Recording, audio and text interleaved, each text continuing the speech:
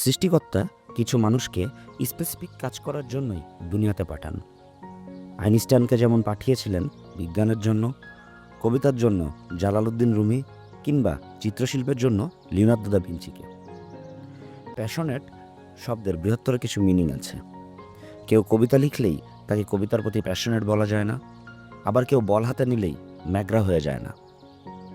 ফুটবলে প্যাশনেট বললেই যে দুজন ফুটবলের কথা সবার আগে আমার মনে পড়ে তারা হলেন সার্জিও রামোস এবং ক্রিস্টিয়ানো রোনালদো। মুভিতে কিছু গ্যাংস্টার চরিত্র থাকে, মাঝে মাঝে যারা প্রধান চরিত্রকেও ছাড়িয়ে যায়। দর্শক বুঝে সে হয়তো খারাপ, তারপরও সেই খারাপ চরিত্রের মধ্যেই মানুষ নিজেকে কল্পনা করতে ভালোবাসে।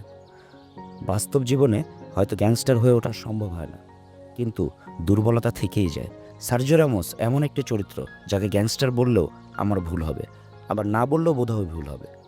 ভক্তদের কথা বাদ দিলাম, কিন্তু একটা বিশাল অংশ যারা রামোসকে ফুটবলের ব্যাড বয় হিসেবে চিন্তা করে তারাও সম্ভবত মনে মনে গ্যাংস্টার চরিত্রের মতো এক ব্যাড বয় চরিত্রকেই ভালোবাসে।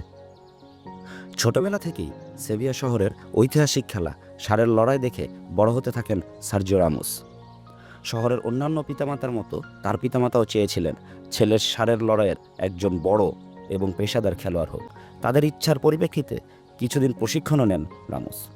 14 বছর বয়সে স্থানীয় ক্লাব সেভিয়ার একাডেমিতে খেলার জন্য যোগ দেন রামোস, আর সেখান থেকেই শুরু হয় এই লিজেন্ডের ফুটবলের পথ চলা।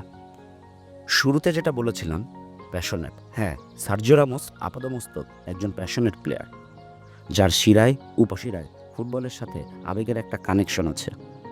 115x74 গজের ফুটবল মাঠ তার কাছে ওই নিছক একটা বাগানের মতোই। বাগানের যে অংশে ইচ্ছে সেখানেই তিনি ফুল ফুটান।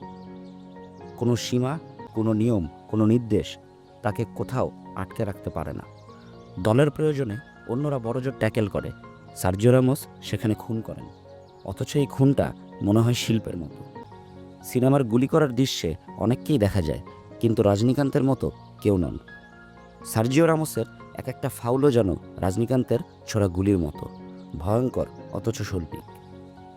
এই প্যাশনেট অ্যাগ্রেসিভ গ্যাংস্টার মেন্টালিটির জন্য পেছন থেকে যেমন তিনি অর্ডার করেন কিল হিম, প্রয়োজনে সামনে গিয়েও প্রতিপক্ষকে শেষ মুহূর্তে হত্যা করে জন্ম দেন 92 মিনিট 48 সেকেন্ডের।